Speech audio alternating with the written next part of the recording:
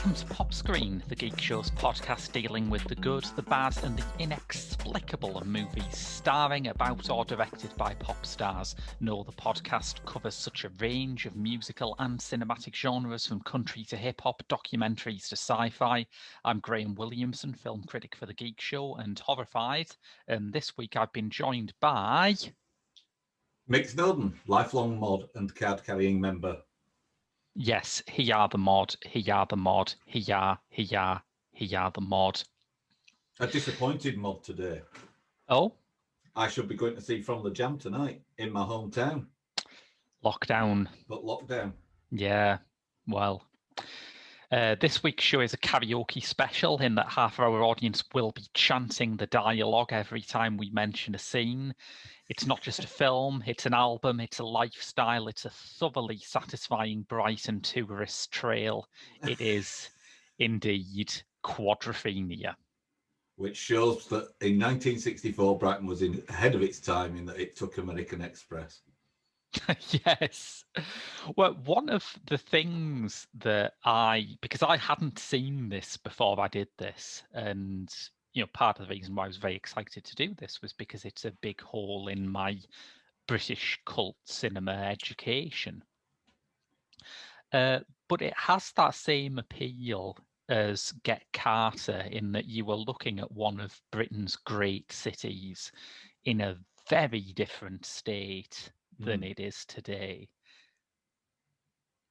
It's considering it's the big highlight of their weekend. A trip to Brighton. It's a horrible, grim, dirty-looking Brighton. Yeah, which is fair, because in the 60s, that's exactly how bank holidays were. Don't even have a vertical pier there. I know. Yeah. What is that about? What is the vertical pier about? I like to think that some architect had created a model for a new pier, and then they accidentally leaned over on it and it just flipped up. Yeah, meant to do that. I once went to a seaside town on a school trip, and one of the girls said she was frightened of bridges, but she was all right on the piers, until I pointed out that a pier is basically an unfinished bridge. Yes. And that ruined her weekend. It didn't ruin her weekend as much as some people in this film get their weekend significantly ruined. For a film that featured a lot of uppers and downers, it's a big downer for some people that weekend, isn't it? Yes. Because I don't know if I really had any preconceptions going in. I didn't really know what to expect, but Quadrophenia, it's a very tough film. I think out of all of the films that we've covered, this is the one that feels least like a pop star movie. Well, I mean, the thing about this, and this is, of course, the sort of second film based on a Who rock opera album. Loosely based, it has to be said. But then the storyline on the Quadrophenia album isn't quite as strong as it is on, say, Tommy. But the crucial thing about this is that the Who don't feature prominently in it. Yeah. We hear their music. We see a clip of them on. Is it Ready Steady Go? It is. Yeah. But yeah, they're not featured in it, and it's not even a musical in the kind of loose sense that some other pop star vehicles are musicals. It's not even like A Hard Day's Night is not exactly a classical musical in that everyone plays their instruments. But it doesn't even hit that barrier, Quadrophenia. No, it's not a musical. It's not one where gangs of mods and rockers are descending on Brighton and bursting into song in some kind of big West Side Story fight sequence. Which I would watch. I'm going to go away and write that musical name. But the thing with Quadrophenia is that if you like, it's like a glorious pop video for the soundtrack out, but for the rock opera album, interspersed. And I think this is what is quite clever about Quadrophenia, is to take it away from that Who-centric rock album, because I think unless you've got an interest in either the Who's music or mod culture, yeah, Quadrophenia is quite not an impenetrable album, but it's not an album that appeals to the wider public, I don't think. There's only a couple of sort of recognizable hits on it, 515 obviously being one. But I think what they did quite cleverly with the soundtrack here, which helped to build up the world of 1960s Britain, is they interspersed it with lots of other sort of twee teen pop and rock classics. Well, you say twee. I think there's some absolute bangers on it. You've got Booker T and the MGs. You've got the Chevelles, was it, with He's So Fine, the song that is legally distinct from My Sweet Lord. And the Crystals, and the Rhythm of the Rain. Fantastic stuff, I think. And actually, if you were looking for a sort of gateway album into the Who's later less pop years, let's call them, probably the OST for this, which is markedly different to the concept album, is probably the way to go. Because as you said, there's a few bangers on there like Booker T. Oh, I absolutely love You can't Booker T. beat Green Onions. Yeah, it's fantastic. But we should probably trace a bit of the history of that album, because it's quite an odd thing. It was released in 1973, so it's already just shy of 10 years on from the scene it's describing. Yeah.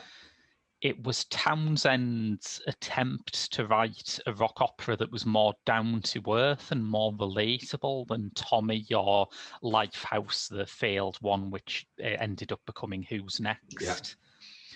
Yeah. And yet, when you listen to it compared with Frank Roddam's film, there's still some decidedly odd Townsendy touches on it. I mean, the title comes from this idea that Jimmy literally has four personalities who are in some ways the four members of the Who at that point. And I don't know if that would come across if you just watched the film. I think the title in the context of the film just sounds really cool, which is enough.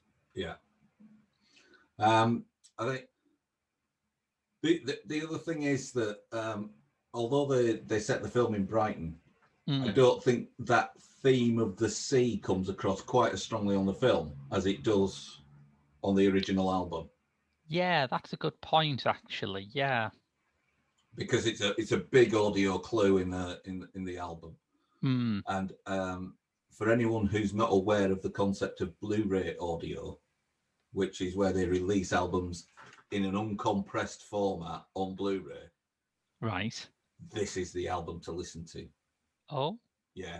Get your 5.1 set up, close your eyes, and lay back, and just let the waves, or indeed love, rain over you. It is one of the Who's big production albums, really, isn't it? Yeah. I mean, The Real Me as the opening track is like an absolute blast. It's a film opening that hits you in the face, isn't it? Yeah, completely. And in that opening image, it tells you exactly what this film is about. It's about mods on scooters. Yes. Big scooters with far too many lights and wing mirrors for anyone to usefully use. Scooters that have got more mirror than the actual body weight of the shop bought frame of the scooter. But it is, and it's what I like about that image is, as you mentioned, that this whole thing about Quadrophenia and the four split personalities. It's almost like the film opens saying, "This is the real me on my scooter with me mates. That's the real me." And at some point, we're going to explore where the other me's are, maybe. Yeah, in the context of the album, that is more of a question, isn't it? Yeah. Who is the real me? Yeah. But as you say, the opening to the film is very affirmative. It sells you straight away on this character, this lifestyle. it's a completely different thing. Yeah. And you can see that a bit in the structuring of it. Like, I was trying to pin down why I thought this was so radically different from a lot of the 60s pop and rock movies. Yeah. And I think those movies were still structurally quite influenced by musicals, even though some of them weren't musicals. When you have a character like Ace Face, the Sting character in this, an earlier film would have introduced him straight away and had him as the kind of parallel story whose journey matches Jimmy's every step of the way. Musicals are all very about that kind of neatness of structure. Yeah. They have to be. But this introduces Ace Face about halfway through. About an hour of the film has gone before we see him. And in that hour, we've just seen Jimmy's life and Jimmy's routine and Jimmy's home life and his social class and his leisure activities established in the manner almost of an Alan Clark film. It has an almost documentary air, which isn't something that you can often say about films that are based on a rock opera. Yeah, that's true. And I think there are elements from the soundtrack that they've kept from the album that they've kept in the soundtrack of the film and woven it into that documentary narrative. The radio broadcasts describing the trouble at the weekend and all the rest of it, they're there on the album, but they don't feel like they've been brought over from an album. They feel like they've just been subtly edited in to that clip of home life. And when you consider what stage this is at in terms of the wider use of pop music in movies, that is quite incredible, because there's a point in here where one of the non-Who songs they use is Be My Baby by the Ronettes.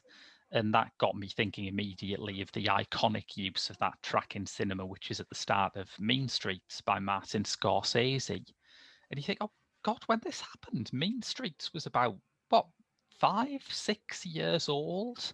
Yeah. And that was the thing that really brought that idea of the needle drop, the pre-existing song used as a soundtrack, into commercial cinema. Yeah. It had been done in underground movies by people like Kenneth Anger, but no one had done it as part of a narrative movie like that.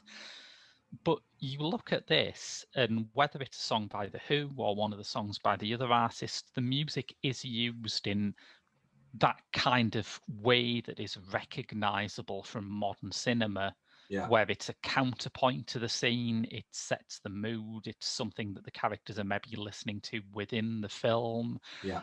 I mean, when you compare this to some of the Beatles movies, which, I do love, but this is immediately a more sophisticated and a more realistic way of using music and showing you how the characters have music as a part of their everyday life. Yeah, I mean, I'll be honest, a lot of the Beatles movies I found were just a structured bit of them messing about in front of a camera. Essentially, yeah. I mean, that's why I love a lot of them, but it is true.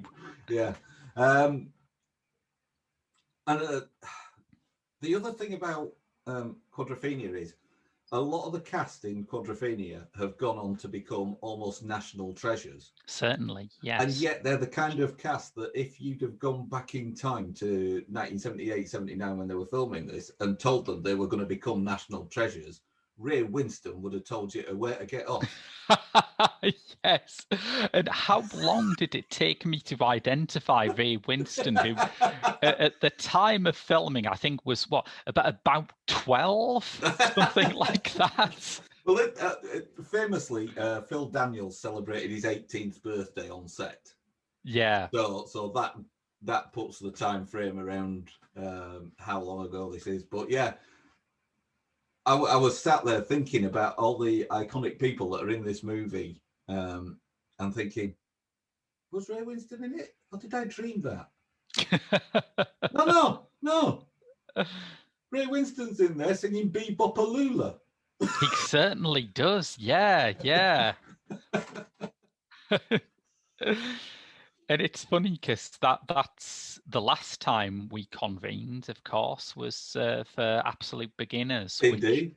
also had in Ned Tudorpole's character a little hint of that mods versus rockers tension Yeah. at a kind of embryonic time. We should give some mod history, shouldn't we? Because it's something that I think people don't quite understand unless they're part of the subculture. Well, again, it's another thing I've been thinking of, especially since we did Absolute Beginners a few episodes. Oh, I don't know. We haven't released any episodes. We don't know what order it's in, do we? This is after Absolute Beginners. It's Right, fine. okay. If it isn't, we're experimenting with non-linear narrative. It's Okay. really sophisticated. Can we build a time machine out of a GS scooter? So that would be a good show. Time traveling mods. That's your second $1 million idea. This show. Oh, are you not aware of the Dave Gibbons graphic novel, The Originals? Oh, is that what it's about? Well, it's about future mods on hover scooters. Yeah, I had seen some pictures from that, but I'd never read it. Yeah, it does look good. So the thing about mod culture is that a lot of mods misunderstand it. And this has been illustrated to me over my years as a mod, most strongly at a Style Council gig in about 1987 at Birmingham NEC. So this was, 5 years after the Jam had split? Yeah. 4 years after Paul Weller had sort of established the Style Council as his new musical vehicle and as far removed from the Jam's standard sound as it was possible to get. Yeah. And yet at Birmingham NEC, there was a gang of mods in the mosh pit, dressed in parkas, demanding in a sort of slightly Neanderthalic intonation that he sing Eton Rifles. and this is what I've noticed with certainly the revivalist mods of sort of the 70s and 80s and going forward later into the early part of this century. The revivalist mods seem to fixate on an element of the past. Yeah. And certainly the mods that I grew up with at the time of Quadrophenia were slightly guilty of that. They were listening to The Who, but of course The Who was still going. They were listening to the Kinks. The Kinks are still going on and off. But you also listen to the new bands, the Chords, the Jam, those kind of bands that were also part of that mod thing, Secret Affair.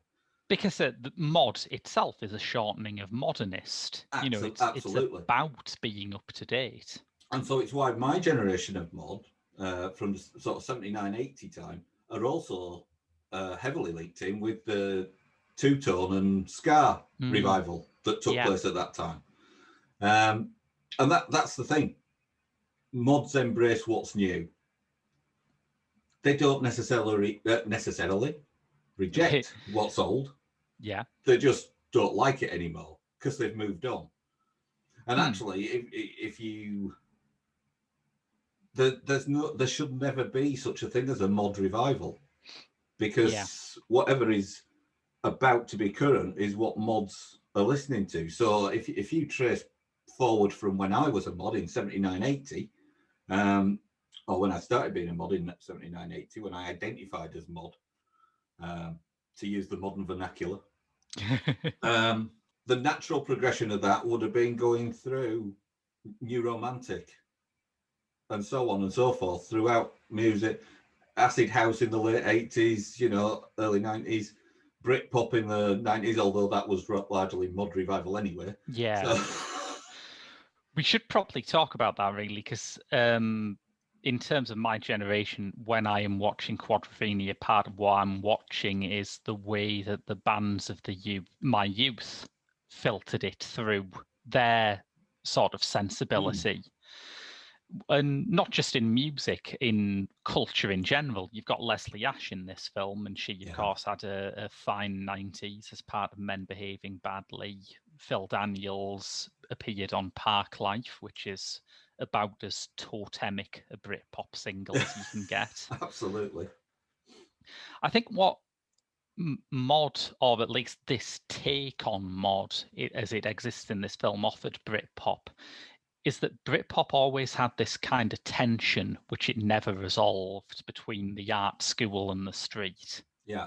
It wanted to be very clever music that was reinterpreting the past and saying things about national identity. Yeah. And it also wanted to be number one in the charts, on page one of The Sun, and it's a laudable approach, but eventually the dumbness won out. And to be fair, the Gallaghers did manage to achieve all those three things.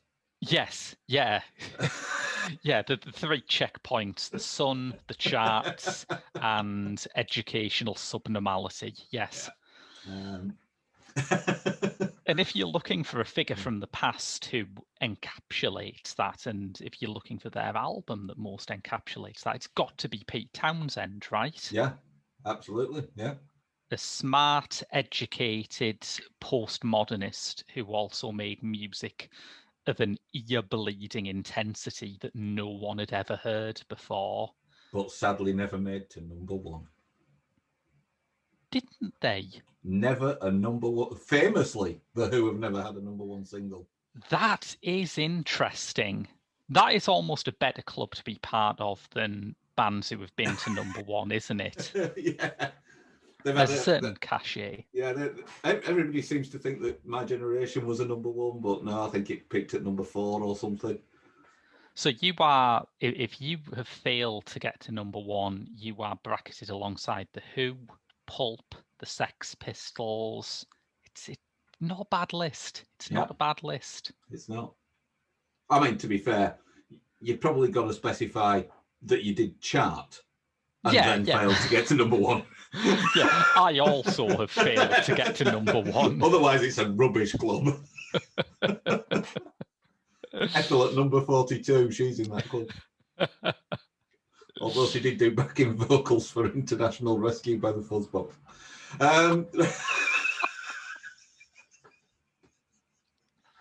Yeah, I suppose you can't cast the net too widely because we're both Northerners and everyone from our part of England has been in the fall for about 3 weeks. That's right, yeah. Yeah.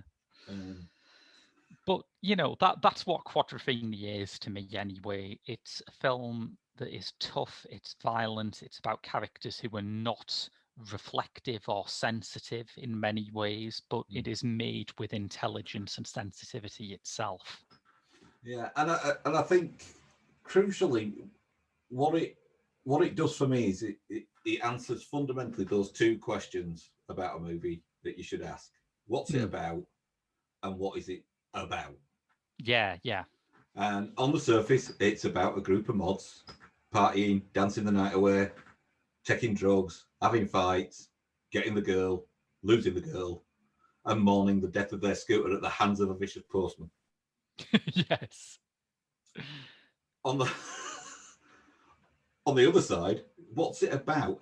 It's about that struggle that whether you're 16, 26, 36, 56, it's that struggle of where do I fit into this particular section of society?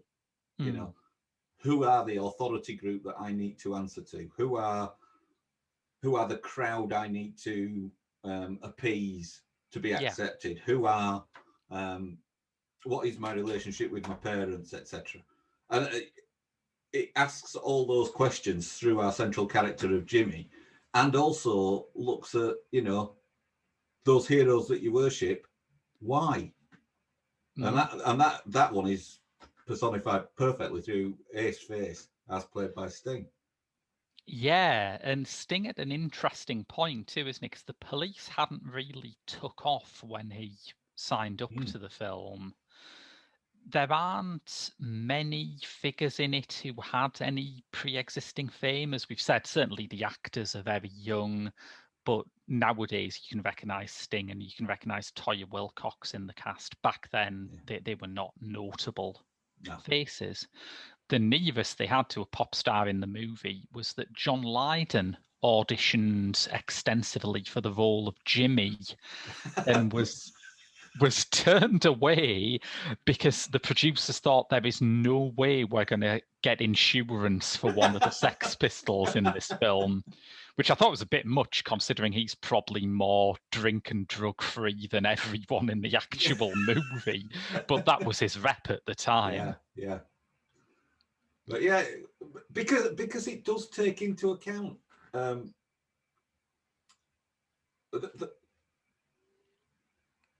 Ace is the quintessential never meet your heroes, isn't he? Yeah, absolutely. Yeah. Because that fall from grace from being on Jimmy's pedestal in the courtroom scene, which is still a joy. Yes. We take a check. They got that line out of an actual court transcript from the real life Mods and Rockers fight, you know. Yeah. That is genuine. And then when Jimmy sees him in his day job, it is such an immense fall from grace in Jimmy's eyes. It's unbelievable. It's as Jimmy's world comes crashing down. That is almost the kerplunk stick from hell.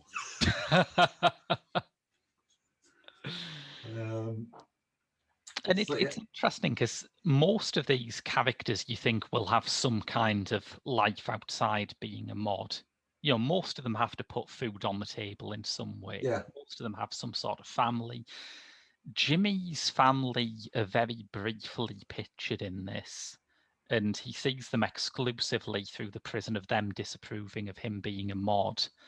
And that's really his tragedy, isn't he? Isn't it? That, you know, as demeaning as it might be to see Ace face as a hotel bellboy, he's got something to fall back on. Jimmy has nothing outside this. Yeah. And I think the other thing that I like about this that works in Quadrophenia that doesn't work in Absolute Beginners is it manages to cover a lot of themes as sub-themes successfully without feeling like a director or producer that didn't know what story they wanted to tell. We have a look at racial tension. We have a look at drug use. We have a look at teenage violence. Yeah, I mean, let's talk about that character actually. Ferdy, the one black member of the gang played by Trevor Laird, is a really, really interesting character. And another way that I think Quadrophenia makes this scene, which by 79 could have felt totally irrelevant. I mean, everyone knows nothing moves faster than pop music. You're making a film about a scene that's 15 years old. It should be embarrassing, but this film comes out in the context of things like Franco Rosso's Babylon. It comes out in the same year as Horace Ove's Play for Today, A Hole in Babylon. Things which deal with Britain's African and West Indian communities in a way that hadn't happened in British TV and cinema before. And it's just one of those ways in which this film about what, you know, in 60s and 70s pop time is a fossil suddenly actually feels like a vital snapshot of 79 as well as 64. Yeah. And I think that is, I think that's the appeal it's got over the original album is very much 70s Who. Yeah. And it is almost preserved in amber. Once you hear it and you appreciate it, you can go back to it again and again. But your initial reaction is this is a 1973 album. Yeah. Whereas I think Quadrophenia has a kind of timelessness to it. Completely. Because I think it I think it addresses things that come round in cycles. The tensions, the frustrations, etc. They're cyclical. They're, you know, we will have gang violence again. Yeah. There's no two ways about it. It may not be on the same scale. It may not even be in seaside towns. But that was the thing about the Mods and Rockers things. In the 60s, all those clashes, and indeed when the revivalists came along in the 70s and 80s, all those clashes took place in Bridlington, Brighton, Blackpool, Scarborough. Yeah. The other thing about the mods and rockers violence, which I think makes it, again, lastingly relevant rather than just a snapshot of an old youth scene, is that is where the phrase moral panic comes from. Yeah. That's the sociologist Stanley Cohen wrote his classic study, Folk Devils and Moral Panics, about the way that media coverage of fights between mods and rockers ended up inflating the actual violence which they were supposed to be decrying. So I suppose that's another way in which it's very 79, isn't it? That this is somebody asking the punk generation, okay, well, you've had your fun and, you know, you've got through the initial phase of this, but do you stand for anything or do you just oppose things?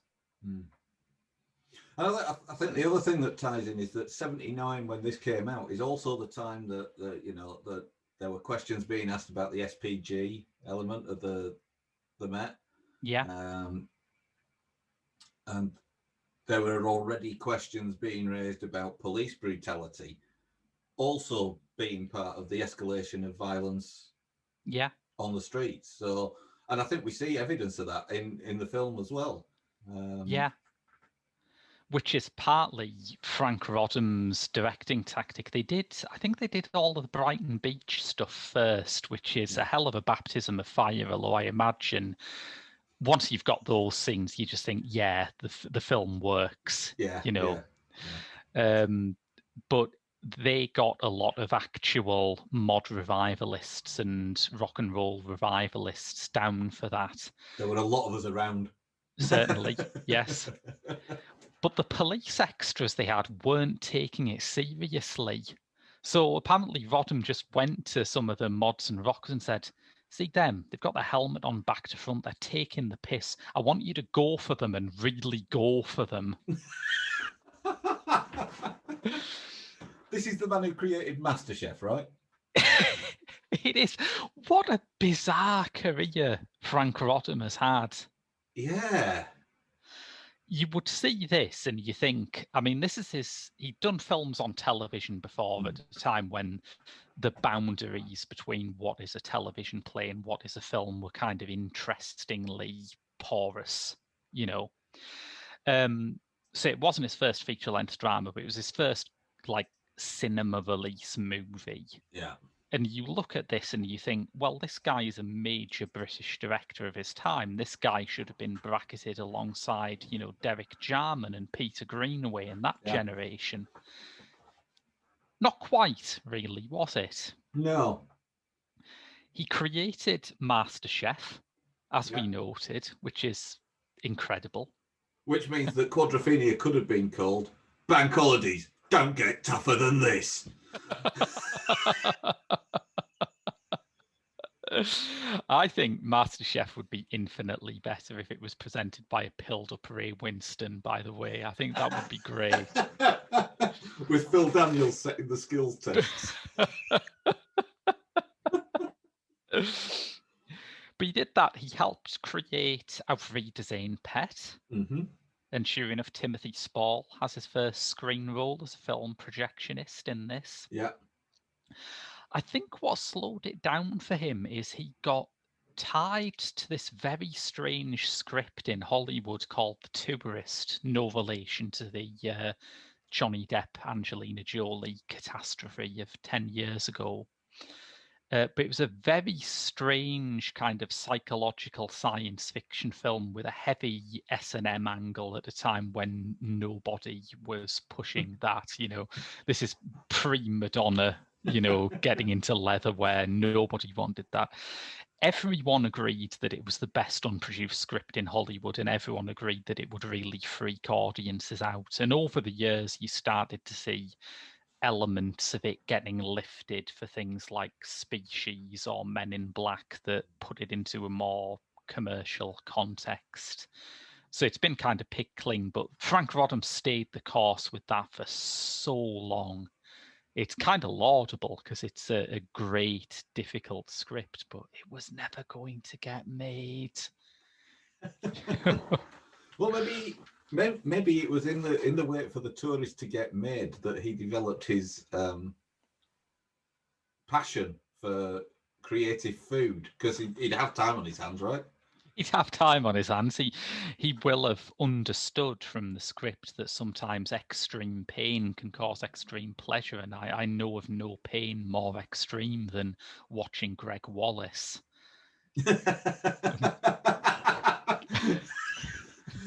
I just wonder if Frank is somewhere there, pulling out those facial expressions. Actually there in the director's chair on the set of MasterChef, pulling out those gurns.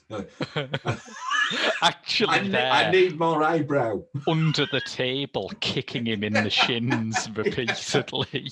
It's got a tin mod revivalist underneath saying he's taking the piss.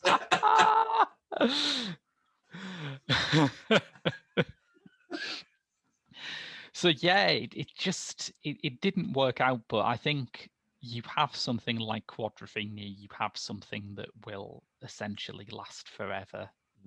I think it's, as you say, it's a beautiful snapshot of its time. It's a beautiful snapshot of the time it depicts, and it also is lastingly relevant. It is. I mean, one of the things I've noticed is this is a favourite film for those bores who like to watch films and say that's a model of car that didn't come out until 3 years later. Yeah, and that's where the American Express reference comes from. Yes. The hotel has the credit card symbols on the door. Yeah.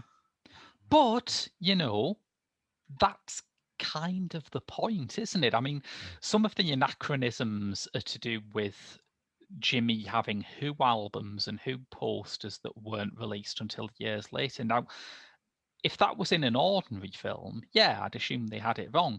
If it's in a film that the Who were involved in, I feel like there's probably someone on set who could have set you right if you thought that sort of thing was important. Yeah, and I mean, let's not forget, the investors might be going for a bit of product placement to get some. Yeah.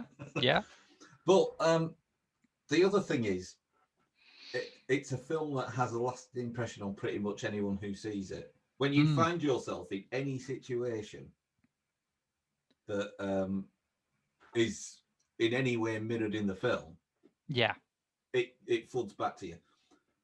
My 100k walks that I used to do on the South Coast, in the before times when we could gather in groups of 3,000 to do a walk. That's what one of the big sort of horrors for me in watching the film is looking at that big mods versus rockers ruck on Brighton Beach, thinking no one is wearing a mask. That's never 2 meters. But the 50k point on those 100k walks along the South Downs is at Brighton. And it's Brighton Pier. And it's on August bank holiday weekend.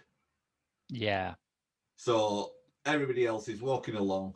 We know we're 4k away from our first hot meal of the day, right? Yeah. Everybody's focused on that. Me, I'm on the lookout for scooters. And my big regret as we're walking down Brighton seafront, with the sound of The Real Me running through my head. Of course, yes. As we're walking down Brighton seafront, my big regret is not the fact that I'm 4k away from a decent meal.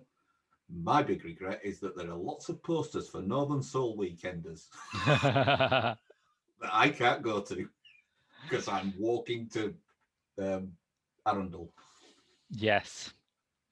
The actual, the sort of climatic scene of it is shot at Beachy Head, which I love Brighton. I go down to Brighton anytime I can.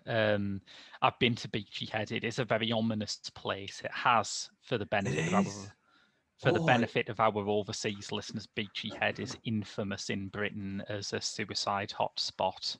Yes, it has a pastor who does daily patrols. I thought you were going to talk about a brand of pasta, like a brand of suicide-themed Italian foods. No. Man, Frank Roddam is trying to knit together his career in quite unexpected ways here. No, there is a pastor who patrols Beachy Head on a daily basis to try and tempt people away from the edge. Yeah. Yeah, I can believe that. There is something very foreboding about the place. There is also this kind of debate about whether Jimmy survives or whether it's just his scooter that goes over the edge, despite the fact that the first shot of the film seems to answer that pretty conclusively, I would say. Yeah. I mean, I think it's not aided by the fact that there are constant rumours that there was a Quadrophenia 2 planned. Ah, yes, yeah. And I don't know, I quite like the idea that Jimmy does survive, and that's the wake-up call he needs. He somehow gets his life on track. And Quadrophenia 2 shows him trying to be Michael Elfic.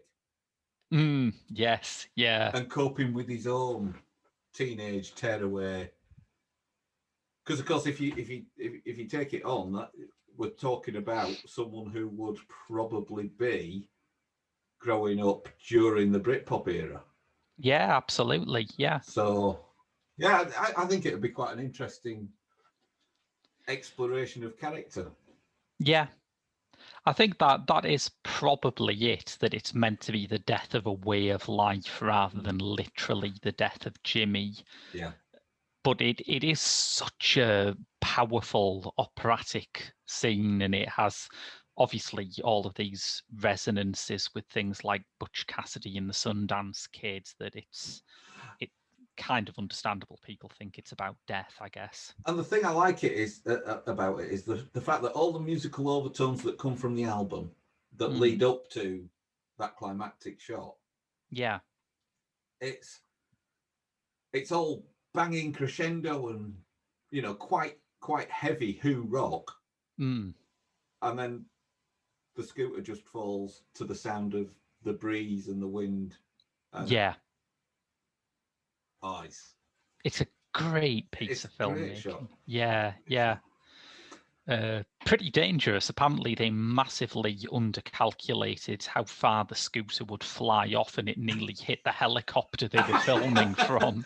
I mean, they're not heavy scooters. It has to guess. be said. Yeah. You get the momentum up, it can fly a fair old way.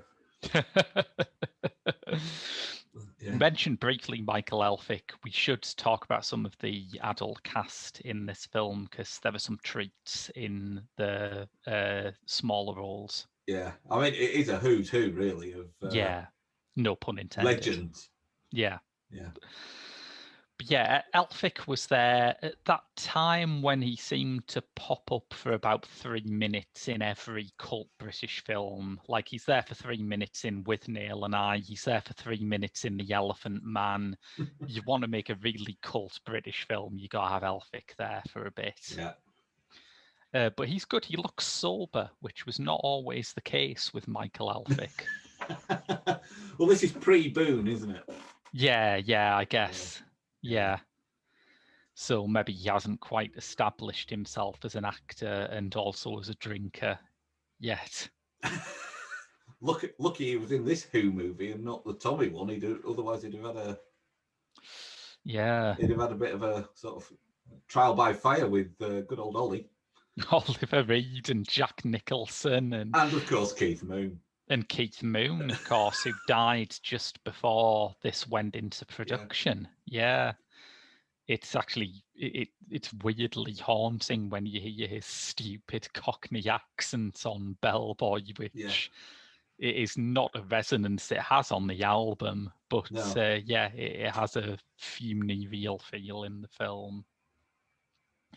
He's good. There's a gangster who they buy some speed from that turns out to be fake speed. He cons them, and that's John Binden, who was a extraordinary figure. Are you familiar with John Binden? Outside of Quadrophenia, no, I'm not. John Binden took the traditional path into 1960s media celebrity by being one of London's leading gangsters. Right, okay.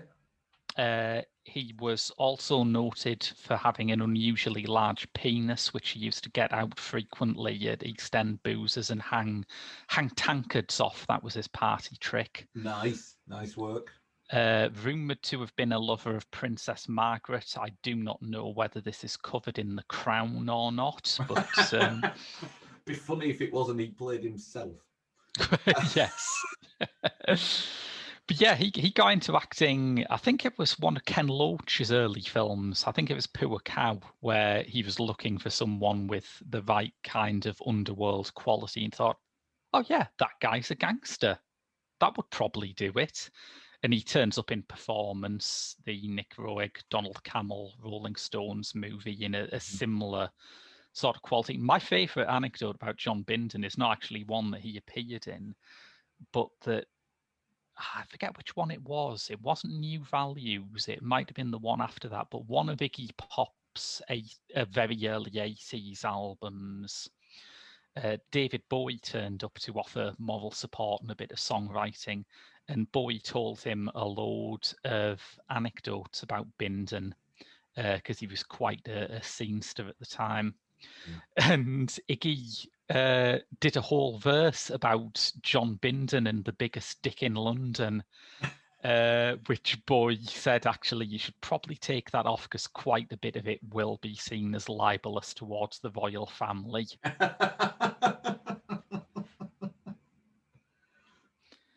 Wow. So yeah, quite a life there, John Binden. Yeah. You've got Nasty Nick Cotton in there? Of course, yes, yeah. And we haven't really mentioned Toyah as Monkey that much. Yeah. And she's quite she's a character that the audience can get feels for, isn't she? Yeah. I mean, Toyah Wilcox is kind of an affectionate performer anyway. Yeah. Like even during her punk days, there was always something a bit cuddly about her, I felt. But yeah, that comes through very strongly here. Yeah, she's sort of the at times it seems like she's like the unrequited love of Jimmy. Yeah, it feels like, Leslie Ash's character is the one that he pines after, but Monkey is the one that maybe he should think more seriously about. Yeah. Who else? The ever wonderful Hugh Lloyd. Oh yes, Hugh Lloyd. Yeah. Yeah, playing Jimmy's supervisor, I guess, at work. Yes. Another clearly sort of sympathetic character who, in as much as was the case in a 1960s work environment, was sort of like, a father figure of, now don't you be getting up to any mischief at the weekend. And it's great because that is the kind of role that is usually thankless. You're in a teen rebellion picture, you're playing the hero's boss. Your job is to be no fun whatsoever. But I suppose that's the difference between making a mod movie in the 1960s and making a mod movie at the end of the 70s, is that the people making it are older men and they have that degree of insight. Yeah. Incidentally, do you know how many mod movies were actually made in the 1960s? I'm going to hazard a guess at none at all.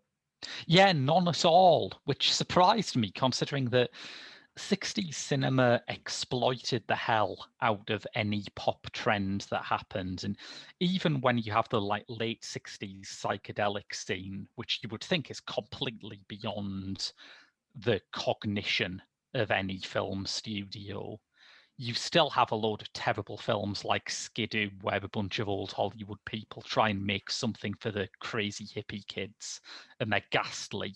But yet Mod, for the whole of the 60s, couldn't touch it. It was like it was radioactive. But I think the difference between, and you certainly can't say the same for the next sort of big youth culture thing, which was punk. Mm-hmm.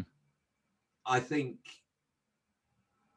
by the time you get to punk, you've got some young sort of tyros in the industry. Yeah, you've got some people who are both part of the industry and part of, they may not be big parts of the industry, but they're in the industry enough to have access to kit and stuff. Yeah.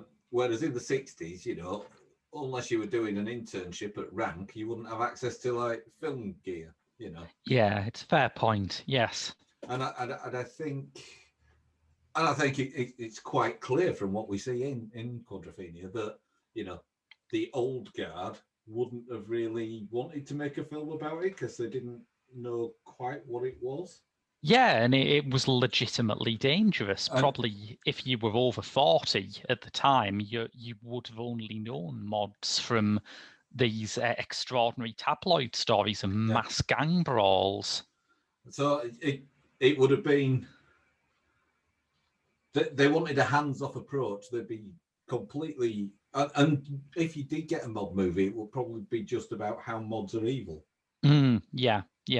So I guess you can look back at things like, what was that film that that Joseph Losey made for Hammer Studios with the like evil teenagers? It's called The Damned or something like that.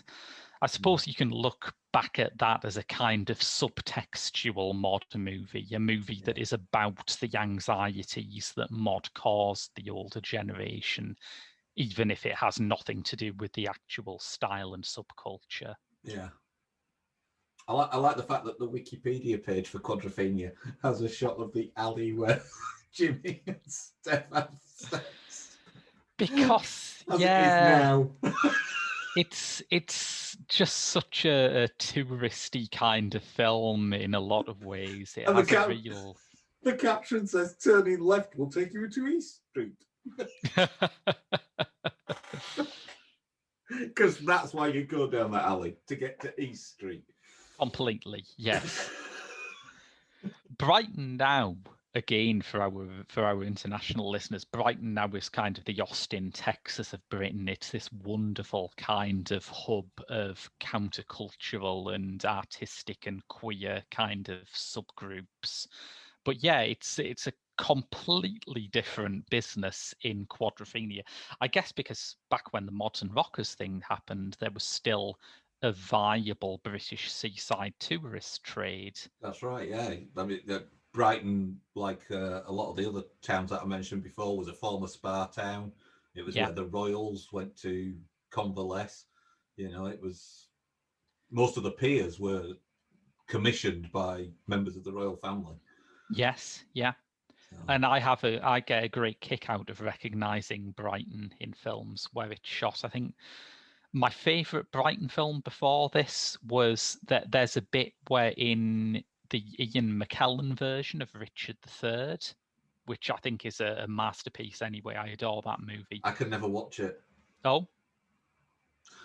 Just because of that scene in League of Gentlemen where they're in the video shop. Yes. Looking at Richard, aye. How many killings? Ian McKellen. I thought he was a weatherman.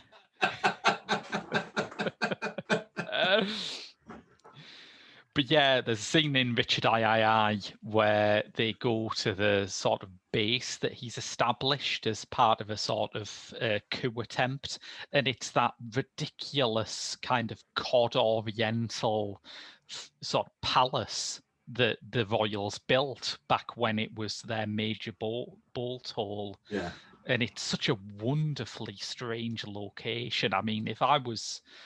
One of the peculiarities of the British film industry is that it's all based in London, and yet they don't film everything in Brighton, which is about sort of 10 minutes train journey away. I would never get bored of filming in Brighton. It's brilliant. I mean, my only experience of Brighton has been walking through it at various times of the evening on those 100 Ks. Yeah. It was always just too far to go for me. But even though we're walking down that main drag, the main promenade down past the pier and the Grand Hotel and all the rest of it,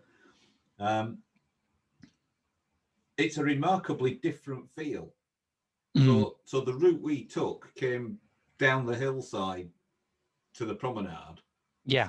Through what somehow manages, even though it's the outskirts of a town and therefore should just look like the outskirts of any other town with its Lidl and its, you know, it somehow manages to still feel like Brighton.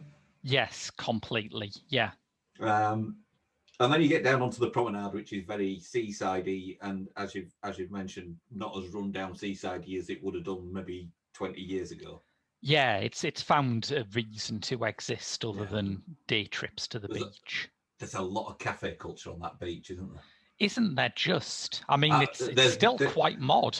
Yeah, it's very Cafe Blur album cover. Yeah, but they'd never be able to stage those fight scenes at Brighton now. It'd take them 3 weeks to clear everything just so that they could have the room to fight. I know. Yes. Yeah. Also, the seagulls would beat them up. The seagulls at Brighton are vicious bastards. And then as you walk on towards, as you head out towards Hove along the seafront, you get into this sort of strange netherworld. It's neither seaside town, but it's not quite coastal rural path. Yeah, yeah. And you're not sure what's going on there. It is lovely. Brighton and Hove is actually Albion, in my opinion. Oh, very good. A rare but priceless football joke from you there. Cherish those; they don't come around very often. A few things a few bits of trivia to wind up with. I love the fact that when this went out to America, they created a censored version for television, as was the practice back then, which still actually had a load of swearing in it because the Americans found the accents so incomprehensible that they just missed half the swearing. Excellent. You see, I mean, I'm not a huge fan of that kind of censorship anyway. No. Because I think if you get to show a film that isn't suitable to be shown before the watershed, you should show it after the watershed. Well, it's weird in America, isn't it? Because there's things that we'd show before the watershed over here that they still wouldn't show after the watershed over there. That's true. Yes. Yeah. But the truth of the matter is, you know, if you're going to cut out the exposure to bad language in a fear that it will bring around the moral fiber collapse of the entire nation. I mean, yes. First of all, US, way too late. And two, horse and bolted. And they should know about it. They've got ranches. But also, are you going to issue every member of the public with noise-cancelling earphones before they set out foot outside their door? You know, there is that, isn't there? Yeah, yeah. So, yeah, but I just feel that scene with the post van and the scooter would lose all impact if it was replaced by beeps. You rotter!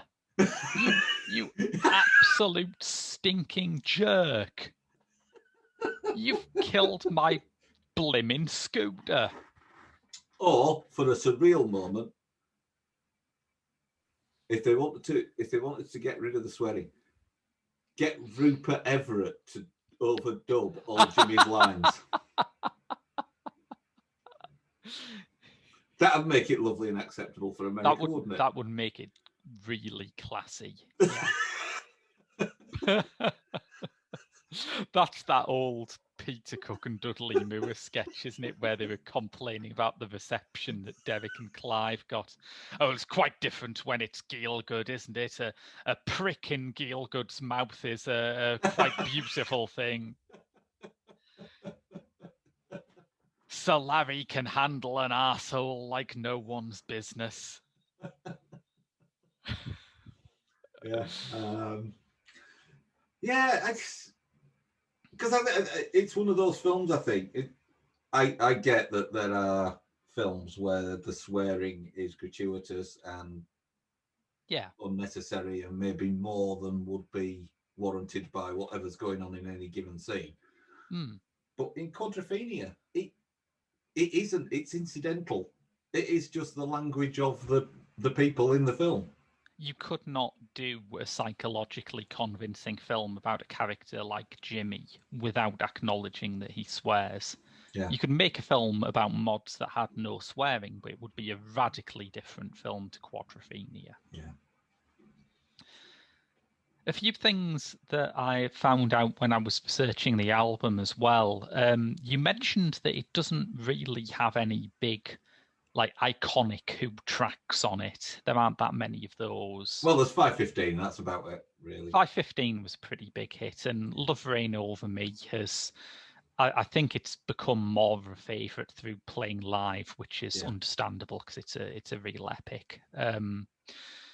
One unexpected reason why this might be is that it was impossible for them to produce enough vinyl copies to meet demand because of the OPEC crisis. So if you're wondering why Quadrophenia feels like a snapshot of the 70s as much as it is the 60s, that's probably it. And it's from a time when vinyl records were thick. Yeah, they were big chunk boys in many ways. You could serve a Sunday dinner on it and still play it afterwards. Yes. And indeed, some hipster restaurants probably now do. Who fan, sir? Would you like to sit in our Quadrophenia booth? That probably does exist in Brighton today. Yeah. It's probably there. And if not, Camden. Yes. So yes, that's Quadrophenia, a film I could not be happier to have caught up with, and that's been Pop Screen this week. Like I say, you can find me at Horrified, and I also cover a lot of the Geek Show, .co.uk, which is our parent network. I do the Director's Lottery podcast with Rob Simpson, which you can get by donating to our Patreon, as well as the bonus episodes of this podcast. Mick, would you just like to remind the audience where they can find you these days? Well, Brighton dance halls. Exactly. Scooter rallies. I tee them up, you knock them out.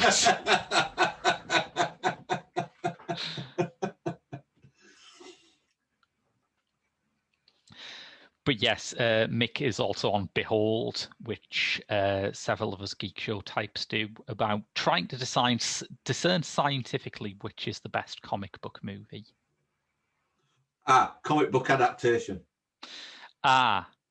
So because because I know this may become a revelation to you, Graham, but there's a smaller version of cinema called television. That people have in their homes, and quite often can enjoy small snippets of entertainment, maybe an hour long at a time, in the comfort of their own living room. And some of the adaptations are in that medium. It won't catch on, but listeners, if you're into that sort of thing, Behold podcast do a very good job of covering it. Yes, but until next time, that's been your lot from Pop Screen. I've been Graham. I've been Mick. And we'll see you next time with more pop movies.